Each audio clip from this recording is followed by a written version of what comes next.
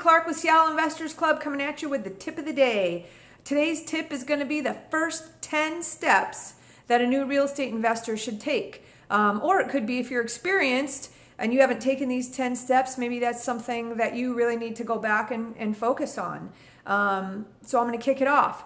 The very first thing you need as a real estate investor is leads. You really don't have any type of business if you don't have any properties to buy, which means you need seller leads in order to get started. It can be expensive or it can be not expensive. Probably the cheapest way to get started is to just stick around your own neighborhood or a neighborhood near you or an up and coming neighborhood that's not too far of a drive for you and go driving for dollars. You need to create your own mailing list, and all that takes is gas and some effort on your part, and you're going to be out there looking for houses. You know, it's not rocket science. You're looking for houses that have some dilapidation to them. Maybe it's a beat up roof, or the yard's totally overgrown and full of cars, or maybe you can tell they have single pane windows and an old front door. That's usually an indication of everything's old behind it as well. I think you guys know what I'm talking about. It's not rocket science. So get out there, look for houses that you think might be a good candidate, that are easy for you to get to, and go for it. Create that list. You're just going to write down the addresses of those houses, and you're going to go back to your office, and then you're going to create a mailing list. So step one is go driving for dollars. Or find some other means. If you want to put out bandit signs or something, put out bandit signs. Me, myself, I like driving for dollars as the very first go-to. To create a mailing list, you go back to your office, you take all those addresses, create a spreadsheet. You're going to have the subject property address. You're going to look up the seller name, and you're going to have a mailing address for that seller, because if a tenant lives there and you mail it to the house, you know, whatever your marketing piece is, then the tenant gets it instead of the seller, and that gets into the wrong hands, does you no good. So probably the easiest way to do that is to go to your local tax assessor's office online and try and find the area where they show the property tax bills, and you can look and see where the property tax bills are mailed to. This, of course, if you're not a real estate agent and have access to other things, but the easiest is probably your local county tax assessor's office online to find that mailing information, the address of the owner, not the subject property address, because it might be a tenant. Sometimes it'll be one and the same, and that is what it is. That means that they either live there or they've moved and they didn't change their address, in which case you'll get some returned mail back, which those leads are gold. Okay. So number two, we've got you creating your own mailing list. Number three, you need to pick a mail house. I highly recommend, let me save you a lot of time, don't handwrite these letters. Get used to using a mailing house from the beginning. Your time is worth money, okay? You'll find that the most valuable asset you have as you get rolling in your business is going to be your time. So use it wisely and efficiently. So go to a mail house and have them help you get your mail out the door. We at Seattle Investors Club, we use yellowletters.com or gobigprinting.com. Gobigprinting.com. Either one of those are going to work. They both have a little bit different attributes, but honestly at this point it doesn't matter. Just pick one and move forward, right? Okay, so that's number three. You're going to pick a mail house. At that mail house, they're going to have, you know, different options for you to choose, like postcard or letter or whatever type of product you want to mail out. We mail out postcards, at least initially, because they're the cheapest. You can send the most. And kind of your first mail sometimes might just be a test that you have the right addresses, right? Because you are going to get some return mail. So if your first batch of mail might have some return mail in it, why not mail the cheapest? Just a little side tip, right? Okay, so you've chosen a postcard to mail. We've got your driving for dollars. Number two, you're going to create your own mail list. Number three, you're going to pick a mail house. Number four, you're going to choose a postcard to mail. Honestly, it doesn't really matter what it says. If you're interested in, considering to sell your house, I'd like to make you an offer. If you are a wholesaler and you don't intend to buy the house, should you send a postcard that says "We buy houses"? Probably not. You're not intending to buy it. You might want to mail something that says, "I'd like to make you a cash offer," because you're making a cash offer, right? You're not, then you can assign it to somebody as a wholesaler. But look for other podcasts on wholesaling and assignments if that's something that you're interested in. Let's see. If you have a low budget when you're getting started, right? You're already saving some money by doing a driving for dollars. You're not buying a list. You're creating your own list, which is good because you're actually eyeballing the properties. The next thing you need to do is be consistent about your mail. And when I say if you're on a low budget, it's better to mail the same list over and over and over again rather than add new addresses to your list every time you mail it out, because it's going to take repetitious mail to those same people to get those deals that you want. You might get lucky and you might get a deal in your first go around, your first mailing, but majority of the time, little secret, not a secret actually, is that deals in real estate are gotten in the follow-up, okay? Follow-up, follow-up, follow-up. So number 4 is you're going to choose a postcard to mail. Number 5 is that you're going to mail it out consistently. Whatever your budget is, make sure you're doing that every other week or every month, whatever it is, however you want to split it up, and make sure you do it over and over and over and over again. If you want to add on a certain percentage of a couple new people or however many new addresses to your list, no problem, do that, but don't forget to mail the existing list you mailed last time or the time before or the time before or the time before. Literally mail it out until you completely exhausted it. That's your goal, okay? Mailing the same list over and over. Why? Because that's what it works. I think it's marketing 101. I'm not here to give you all that advice today, but I think you guys follow what I'm saying. Next, number 6. What's better than free leads?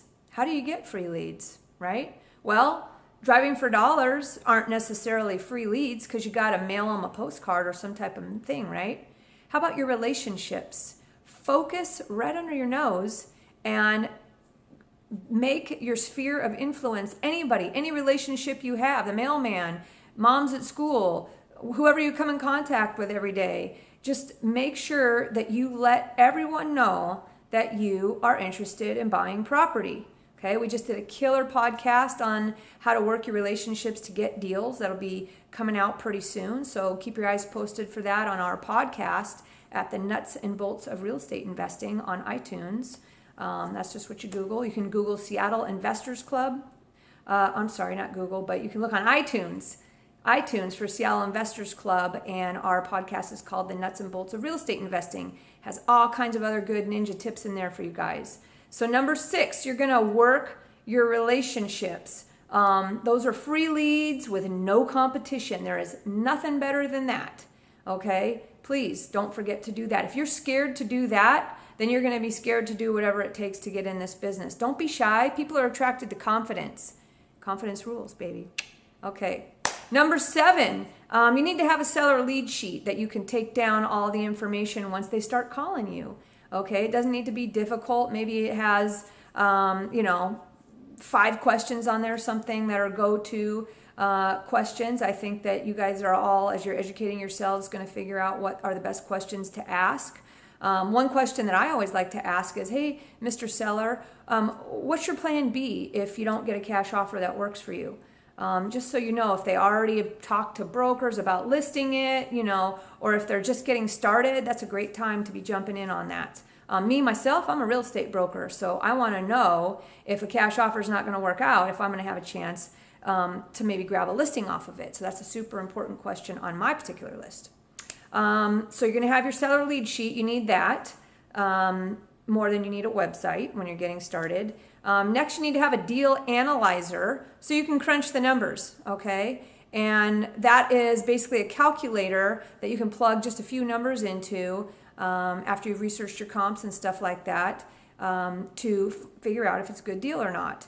Where's the best source for getting one of those? Probably go to your real estate investment club or some of the other educational places that you are learning from and get the deal analyzer there. I think it's important to get a deal analyzer from somebody local to where you're at, because all the numbers and the costs, for example, like Nevada, the cost of labor and the cost of construction is way cheaper than it is here in Seattle. So if I use Seattle numbers on Nevada deals, that doesn't work. So make sure that you're using the numbers in a deal analyzer that you've maybe got from an experienced investor in your own local market.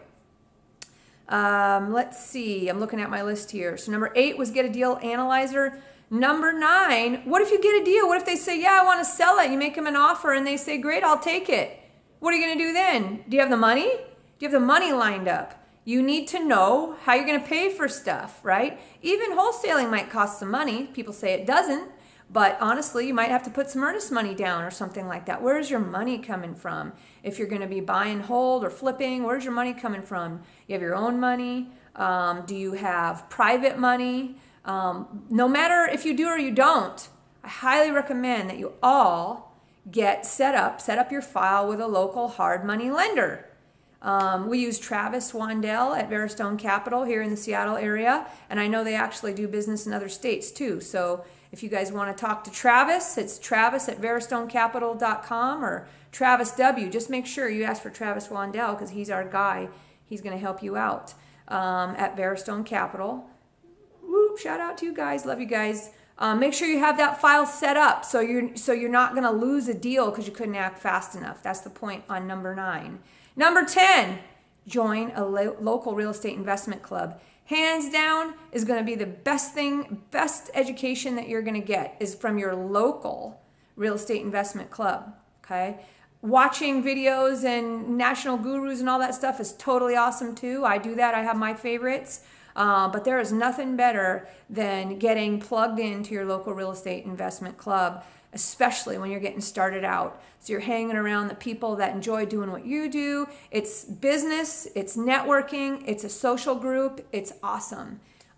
So hopefully if you're in the Seattle area, you'll come join us at the Seattle Investors Club. We meet the second Saturday of every month from 4 p.m. to 7 p.m. At the Renton Technical College. So come on out and join us. You can check us out at SeattleInvestorsClub.com. You can send my partner Joe Bauer an email at joe@SeattleInvestorsClub.com and we'll get you on our RSVP list. First meeting's totally free. So worth it. You guys are going to get your deals there, your partners there. You're going to get every piece of information you need there. We have a private Facebook, at least we do. We have a private Facebook page that you guys can get like contractor referrals. You know, any question you're going to get answered very quickly during the month when, during the times between meetings and stuff like that. It's totally awesome. And it's fun. So come join us. So that's the top 10 things, the first steps that a new real estate investor or an old real estate investor that's lost their mojo should do. Number 1, driving for dollars. Something to create a mail list, right? That seems to be the easiest to me, and they're actually really good leads. Number 2, create your own mailing list, right? Number 3, pick a mail house. Number 4, choose that postcard. Doesn't matter, honestly, what it says, as long as it, says that you're interested in buying their house. Just pick one that's on the site. Let's put it that way. Don't overthink these things, guys. Number 5, mail it consistently over and over and over and over again. Add a little bit to it, but do not leave off those old ones. Keep mailing those. Number 6, work your relationships right under your nose, right? Work them hard, just have it be part of your natural daily routine that you want to, I challenge you, every day, see how many people you can tell that you are looking for property to buy. Challenge yourself. Tell yourself you have to tell 5 people a day and you'll see what happens. Totally awesome. No competition, free leads. Number 7, you need to make sure you get a seller lead sheet for the call so you can take the notes and not get flustered, and you can ask the same questions in all your deals. Make sure you get email addresses, phone numbers. It's even great if you can find out if it's a cell phone number or a landline. That you learn later might be important to you. Number 8, have a deal analyzer. Best place to get that's from your local real estate investment club. Number 9, know where your money's coming from and get set up with your local hard money lender. What's up, Veristone, we said. Travis Wandel. And number 10, come join us at Seattle Investors Club or go join your local real estate investment clubs. There's some badass ones around the country. I know this. And it's fun. All right. Peace out. Good luck. Crush it. Weep.